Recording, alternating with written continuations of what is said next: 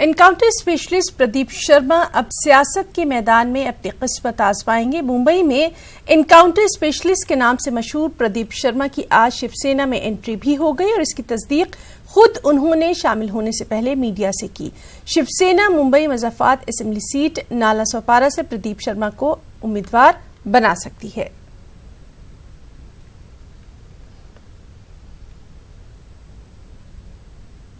मैंने बीआरएस लिया है वॉलंटरी रिटायरमेंट पुलिस डिपार्टमेंट से 36 साल की सेवा करने के बाद। इसके बाद मैं शिवसेना में शाम को प्रवेश करूंगा। फिर उसके बाद जो हमारे सेना के पक्ष प्रमुख उद्धव सर हैं, जो मुझे जॉब देंगे, जो मुझे ऑर्डर करेंगे, वो मैं करूंगा। मेरे जैसे जो पुलिस अधिकारी थे, मैं विजय सालस्कर, प्रफुल्ल भोसले, इन सभी के ऊपर बाला साहब का हाथ था। हमेशा हम कठिन परिस्थितियों में, हमारे कठिन समय में वो हमको मदद करते थे। अमरावती से खबर है, जहां आज भी कई ऐसे खानदान हैं जिनके पास अपनी जमीन का पीआर कार्ड और राशन कार्ड तक नहीं है। ताहम ऐसे खानदानों को हुकूमत जल्द अज जल्द पीआर कार्ड और राशन कार्ड देकर इस मांग को लेकर राजवीर संगठन की जानिब से जिला कलेक्टर को एक मेमोरेंडम सौंपा गया। इसमें राजवीर संगठन ने वाजे किया कि मुस्लिम इलाकों में बसने वाले कई खानदान ऐसे हैं जो कि पीआर कार्ड और राशन कार्ड से महरूम हैं और यही वजह है कि वो खानदान सरकारी स्कीमों का फायदा नहीं उठा पाते। राजवीर संगठन ने मुतालबा किया कि ऐसे लोग जो कि पीआर कार्ड और राशन कार्ड से महरूम हैं, उनके लिए पीआर कार्ड और राशन कार्ड बनाने के लिए खुसूसी मुहिम शुरू की जाए ताकि वो हुकूमत की जानिब से चलाई जा रही किसी भी स्कीम से महरूम न रहें। अमरावती शहर के अंदर में जो पीआर कार्ड देने की मुहिम शुरू है, तो वो पीआर कार्ड की मुहिम पर्टिकुलर सिर्फ एक क्षेत्र के अंदर में लाभार्थी बनाया जा रहा है।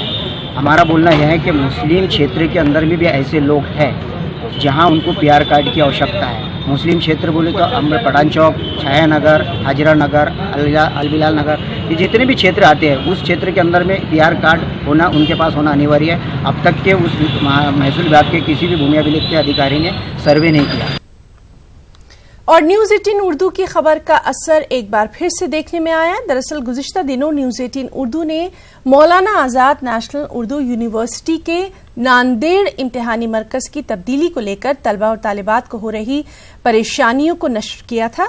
तलबा और तालिबात को हो रही इन परेशानियों को लेकर मौलाना आज़ाद नेशनल उर्दू यूनिवर्सिटी सब रीजनल के हेड अफरोज हैदर रिजवी ने सफाई देते हुए कहा कि यूजीसी की हिदायत के मुताबिक रवां साल से डिग्री कॉलेजेस को ही इम्तिहानी मरकज यानी एग्जामिनेशन सेंटर बनाया गया है। ताहम तलबा व तालिबात को कोई भी परेशानी अगर हो तो वो नए इम्तिहानी मरकज से रुजू कर सकते हैं। उन्होंने कहा कि नांदेड़ का पुराना इम्तिहानी मरकज मदीनतुल उलूम स्टडी सेंटर को बंद कर दिया गया है। उन्होंने जानकारी दी कि नांदेड़ में नया स्टडी सेंटर पीएन कॉलेज बनाया गया है।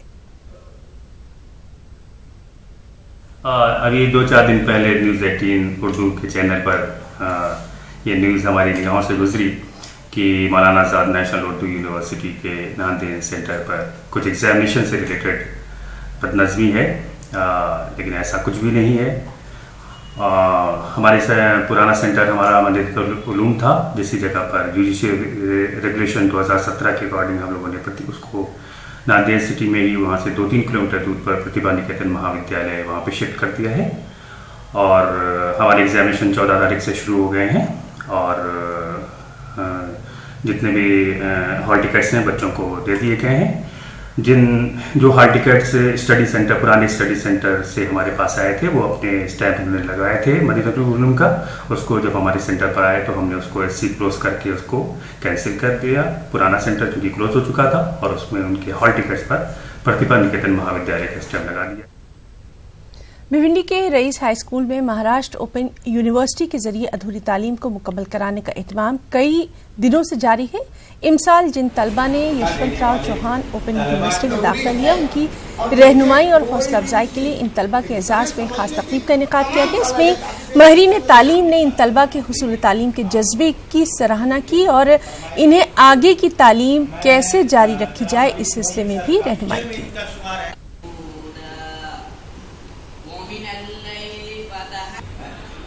यूनिवर्सिटी के प्रिपरेटरी कोर्स में दाखिला लेने वाले तलबा के लिए रहनुमाई और उनके इस्तकबाल का एक प्रोग्राम यहाँ पर रखा गया है। यूनिवर्सिटी ने जो तलबा को जिनकी तालीम मुनक़ता हो गई थी उनके लिए ये प्रिपरेटरी का एग्ज़ाम किया है, उनको यहाँ बुलाकर उनको ये एहसास दिलाना आज के प्रोग्राम का मकसद था कि आप लोग मेहनत अगर करेंगे तो आला से आला तालीम हासिल कर सकते हैं। ओपन यूनिवर्सिटी के जरिए बेदारी पैदा कर हमारे नौजवानों में, बच्चों में, ये काबिल तारीफ है और अजीज साहब को करीब है इसके, और जिस तरह मेहनत कर रहे हैं, बच्चों को ये कर रहे हैं, वो काबिल तारीफ है। लेक्चर को अटेंड किया, मुझे काफ़ी ज़्यादा अच्छा लगा, काफ़ी कुछ सीखने मिले, मुझे दोबारा जज्बा पैदा हुआ है और दोबारा कुछ कर दिखाना है। मैं शुक्रगुजार हूँ यहाँ के टीचर्स का। असेंबली इंतखाबात जैसे जैसे करीब आ रहे हैं, सियासी पार्टियों में हलचल भी तेज हो गई है। वंचित बहुजन अघाड़ी की जानिब से रियासत में इन दिनों नस्तता संपन्न महारैली के उन्वान से तशहीरी मुहिम चलाई जा रही है। इस जिम्न में वंचित बहुजन अघाड़ी के पार्लियामेंट्री बोर्ड के रुकन अन्ना राव पाटिल ने आज नांदेड़ का दौरा किया। यहां उन्होंने प्रेस कॉन्फ्रेंस के दौरान मीडिया नुमाइंदों से बातचीत की और मुख्तलिफ मौज़ूआत पर पार्टी के मौक़िफ़ के बारे में मालूमात भी दी। इस दौरान नामानिगारों की जानिब से एक सवाल पूछा गया जो कि वंचित बहुजन अघाड़ी के सरबराह एडवोकेट प्रकाश अम्बेडकर ने हाल में ये बयान से मुताल्लिक था, जिसमें एडवोकेट प्रकाश अम्बेडकर ने कहा था कि पार्लियामानी इंतखाबात में वंचित बहुजन अघाड़ी को मुस्लिम वोट नहीं मिले थे, इसीलिए अब अगर MIM वंचित बहुजन अघाड़ी से अलग हुई है तो इसका असेंबली इंतखाबात में कोई फर्क नहीं पड़ेगा। अम्बेडकर के इस बयान से कहीं मुस्लिम समाज वंचित बहुजन अघाड़ी से दूर न हो जाए, इस बारे में वंचित बहुजन अघाड़ी के पार्लियामेंट्री बोर्ड के रुकन अन्ना राव पाटिल ने वजाहत करते हुए कहा कि प्रकाश अम्बेडकर के बयान का गलत मतलब लिया जा रहा है, वो मुस्लिम राय दहिंदगान के बारे में मनफी सोच नहीं रखते। बाड़ा साहब ने ऐसा नहीं कहा है, ज़रा उसका इलेक्शन में थोड़ा उसका विप्रयास हो गया है कि नहीं, उसका गलत तरीके से उसको इंटरप्रिटेशन कर दिया गया है। बाड़ा साहब ने क्या बोले, OBC साथ रह के भी हमको जितने वोट मिलने चाहिए उतने नहीं मिले, ऐसा हो गया, तो उस मुसलमानों ने वोट नहीं दिया, ऐसा बाड़ा साहब कहेंगे, ऐसा यानी कि उसका जो क्या बोलते हैं, हाँ, मिस इंटरप्रिटेशन कर दिया उन्होंने। तो इसके बारे में बाड़ा साहब अभी नहीं, तो बाड़ा साहब के मन में अगर मुसलमानों के बारे में इतना खेद यानी कि दुख रहता था, क्यों यानी कि टेढ़ रहती थी, तो 25 उम्मीदवार वंचित आघाड़ी की तरफ से जाहिर नहीं करते थे। वो हमको बोल दिया है पार्लियामेंट्री बोर्ड को, अपन को मुसलमानों को 25 जगह देने का है और अच्छे उम्मीदवार तुम इंटरव्यू में ले लो, और सब जगह जो अच्छे जहाँ यानी कि बड़ी तादाद में मुस्लिम है वहाँ की जगह पर अपन मुसलमान देंगे और अपना साथ देके उनको चुन के लाएंगे। मुल्क के मौजूदा हालात इस बात का तकाजा कर रहे हैं कि उर्दू का अदीब और दानिश्वर तबका जदीदियत की तरफ लौट जाए, ताकि उर्दू अदब के जमूद को तोड़ा जा सके। और इन तमाम ख्यालात का इजहार मारूफ अदीब और नोवेल निगार नूरुल हसनैन ने किया। वो एक अदबी मुज़ाकरे से खिताब कर रहे थे और इस मुज़ाकरे में सोशल मीडिया के बामकसद इस्तेमाल पर भी खासा जोर दिया गया। खास रिपोर्ट।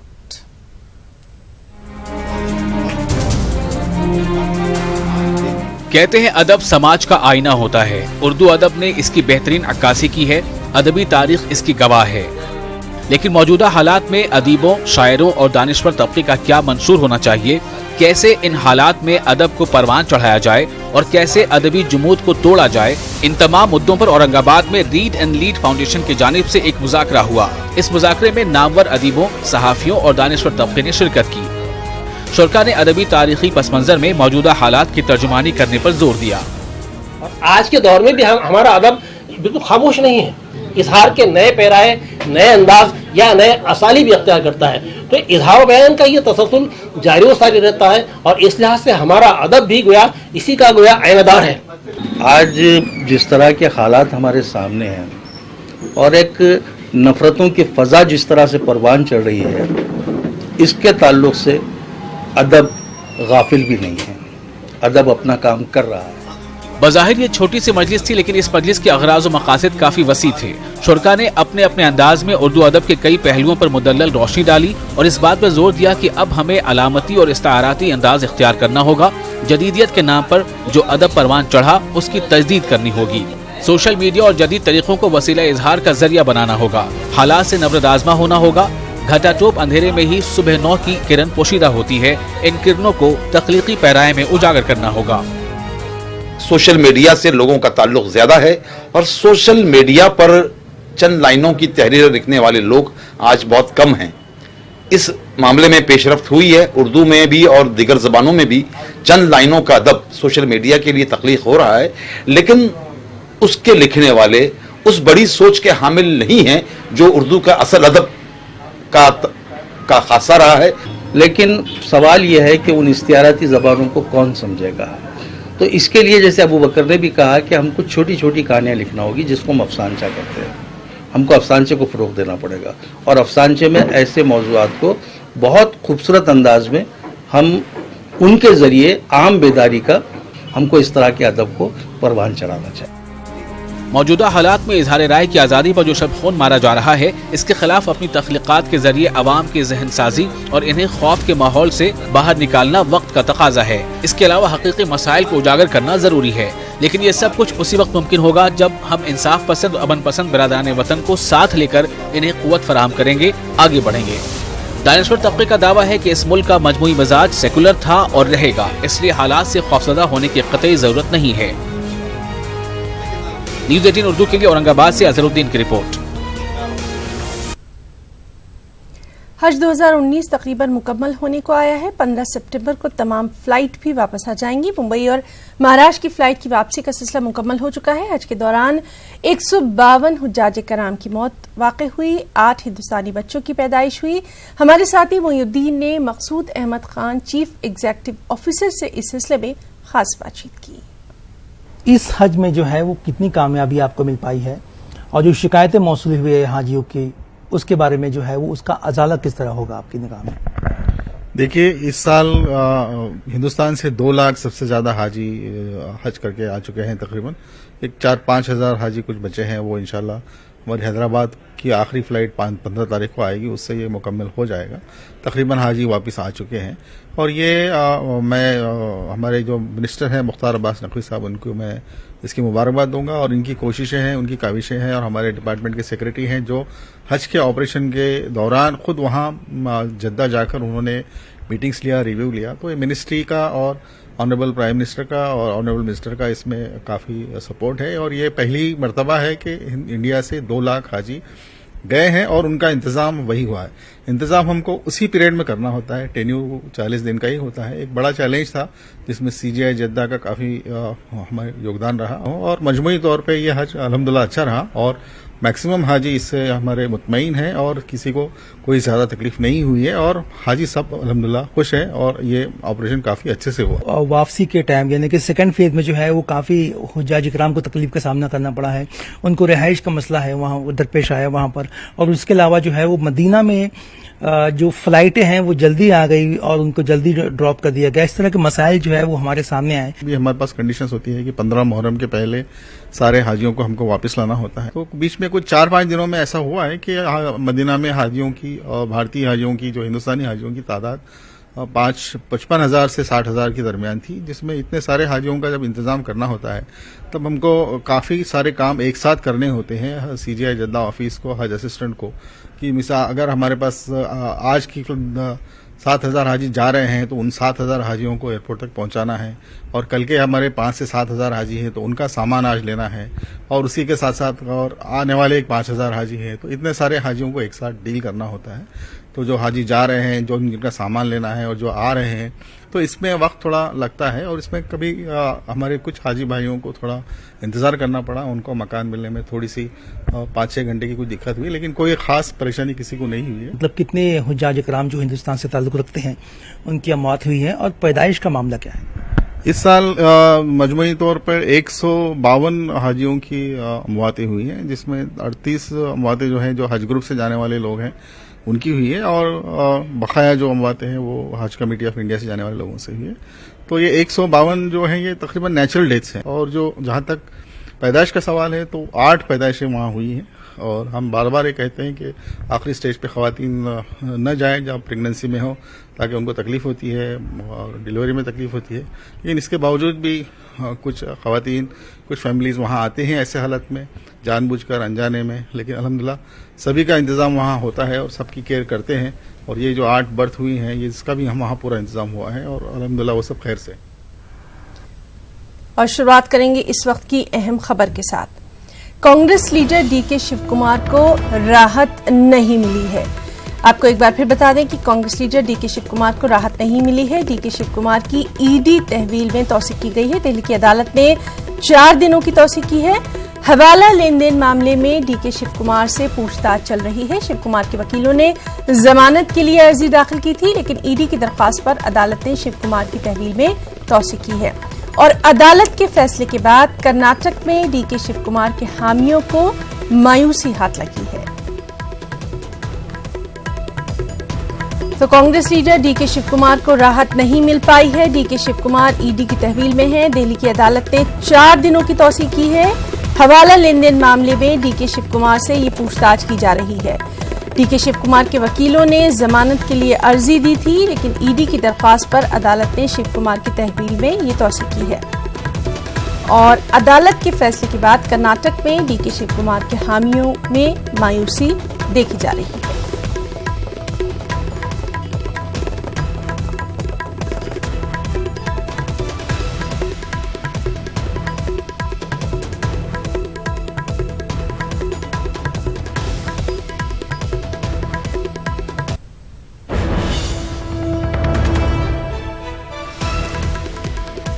तो आपको बता दें कि कांग्रेस लीडर डीके शिव कुमार को राहत नहीं मिली है। डीके शिव कुमार की ईडी की तहवील में तौसीक की गई है। दिल्ली की अदालत ने 4 दिनों की तौसीक की है। हवाला लेन देन मामले में डीके शिव कुमार से ये पूछताछ की जा रही है। शिव कुमार के वकीलों ने जमानत के लिए अर्जी दाखिल की थी, लेकिन ईडी की दरख्वास्त पर अदालत ने शिव कुमार की तहवील में ये तौसीक की है।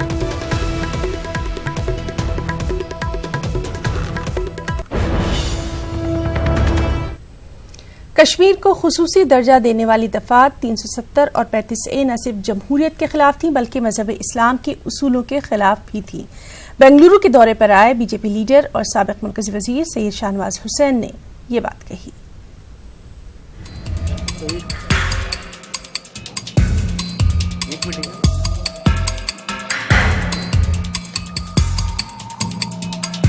कश्मीर के दफात 370 और 35A को हटाए जाने के बाद बहस का सिलसिला जारी है। बीजेपी अवाम बिलखसूस मुसलमानों में मौजूद खदशात को दूर करना चाहती है। इसी सिलसिले में बीजेपी का एक बड़ा मुस्लिम चेहरा सैयद शाहनवाज हुसैन मुख्तलिफ शहरों का दौरा कर रहे हैं। कर्नाटक के दौरे पर आए सैयद शाहनवाज हुसैन ने मैसूर और बेंगलुरु में छोटी छोटी नशिस्तों से खिताब किया। सैयद शाहनवाज हुसैन ने कहा कि कश्मीर को खुसूसी दर्जा देने वाली दफा 370 और 35A न सिर्फ जमहूरियत बल्कि मजहब इस्लाम के खिलाफ भी है। इस्लाम में इस तरह की तफरीक की कोई गुंजाइश नहीं है। धारा 370 हिंदुस्तान को इकट्ठा करने वाली, 35A लगा था अगर लड़की वहां की कोई शादी कर ले तो उसका जो प्रॉपर्टी राइट है वो खत्म हो जाएगा। इस्लाम इसकी इजाजत देता है क्या? नहीं। तो इस्लाम के खिलाफ था कि नहीं? वो पार्लियामेंट में किसी ने बोला नहीं, आज मैंने पहली बार बोला है। ये धारा 370 35A इस्लामिक हकूक के भी खिलाफ था। 370 खत्म हुआ, 35A खत्म हुआ, अब पूरा हिंदुस्तान एक। अपने दौरे के दौरान सैयद शाहनवाज हुसैन ने वजीर आला BS येदियुरप्पा से भी मुलाकात की। बेंगलुरु की मशहूर दरगाह हजरत तवक्कल मस्तान शाह पर भी हाजिरी दी। जैन और सिख मजहब के नुमाइंदों से भी मुलाकातें की। दफा 370 के मुतल्लिक़ खदशात को दूर करने की कोशिश की।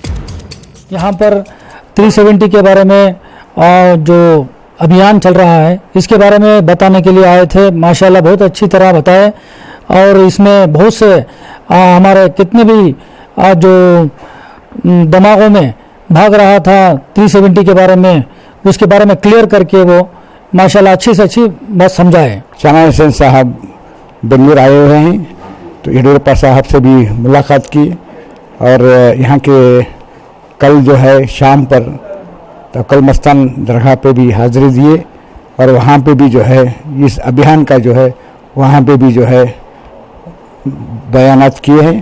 तो कई जगह बेंगलोर शहर के अंदर जैन लोगों के पास भी उनके जो आश्रम पे भी गए, वहाँ पे भी बातचीत हुई। इस मौके पर सईद शहनवाज हुसैन ने अक़लियती मोर्चे के नुमाइंदों को यकीन दिलाया कि पार्टी अक़लियतों को भी इक़्तिदार में नुमाइंदगी देगी। वाज़ेह रहे कि कर्नाटक में बीजेपी की काबीना में फिलवक्त कोई भी अक़लियती नुमाइंदा मौजूद नहीं है। न्यूज़ 18 उर्दू के लिए बेंगलुरु से रोप अहमद हुलूर की रिपोर्ट। कर्नाटक की येडियुरप्पा हुकूमत में बीजेपी हाईकमान मजीद 2 डिप्टी सीएम का तकर्रुर करने पर गौर खौस कर रही है। बीजेपी हाईकमान का मानना यही है कि रियासत की तमाम मेजर कम्युनिटियों को डिप्टी सीएम बनाकर कर्नाटक में अपने वोट बैंक को मजबूत किया जा सकता है और ऐसे में एक मुस्लिम डिप्टी सीएम का भी मुतालबा जोर पकड़ रहा है। तो आप देखिए ये रिपोर्ट। मुझे इजाजत दें, आदाब।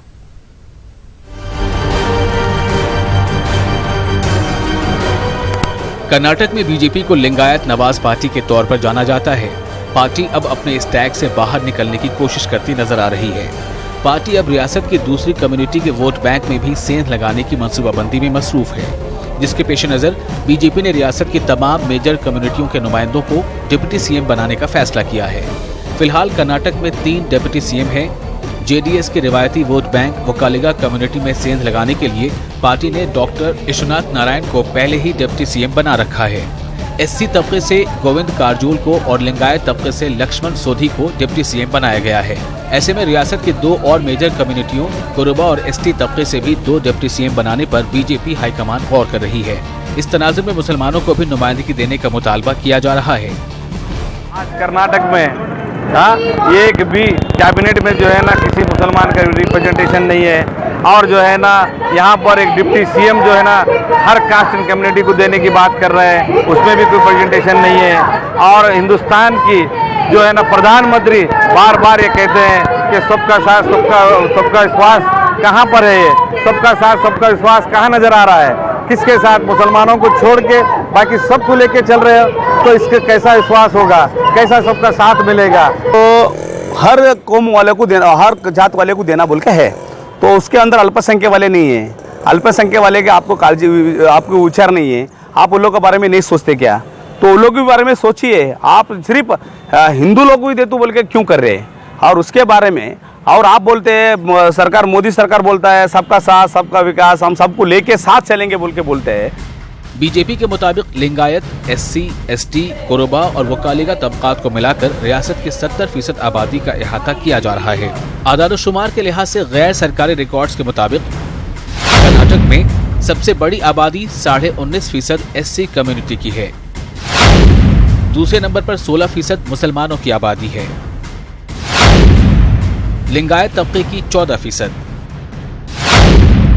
और वकालिगा तबके की आबादी 11%। 7% कोरबा तबका और ओबीसी तबके की आबादी 20% है। और दूसरी बात, इससे पहले जो अकोमोडेट किया गया था वो हालात अलग थे। अब हालात ये हैं कि 2 मरतबा सेंट्रल गवर्नमेंट बनी, यूपी में बनी, कहीं भी मुस्लिम मिनिस्टर को लिया नहीं उन्होंने, और कुछ होने वाला नहीं है मुसलमान रिलीजन, इनको मालूम है। और क्यों लिया जाए बिला वजह? उसकी वजह फिर किसी और एक कम्युनिटी, किसी आदमी को अकोमोडेट क्यों न किया जाए, ये ज़रूर सोचेंगे। मुझे उम्मीद नहीं है कि मुसलमान को लेंगे, लेकिन एक इंसाफ पसंद गवर्नमेंट के नाते उन्हें मुसलमान को मिनिस्ट्री में लेना ही चाहिए। इतनी बड़ी आबादी को उनका इग्नोर करना ये खुद उनकी धांधली की दलील। ऐसा माना जा रहा है कि बीजेपी हाईकमान मिड टर्म इंतखाबात को नजर में रखते हुए कर्नाटक में 5 डिप्टी सीएम की तकर्रुरी कर रही है। एसटी तबके से श्री रामुलु और कुरुबा तबके से एस ईश्वरप्पा रेस में आगे बताए जा रहे हैं। ऐसा माना जा रहा है कि वक्त आने पर बीजेपी हाईकमान इन 5 में से किसी को येडियुरप्पा की जगह दे सकती है। न्यूज़ 18 उर्दू के लिए गुलबर्गा से जवाद मीर की रिपोर्ट।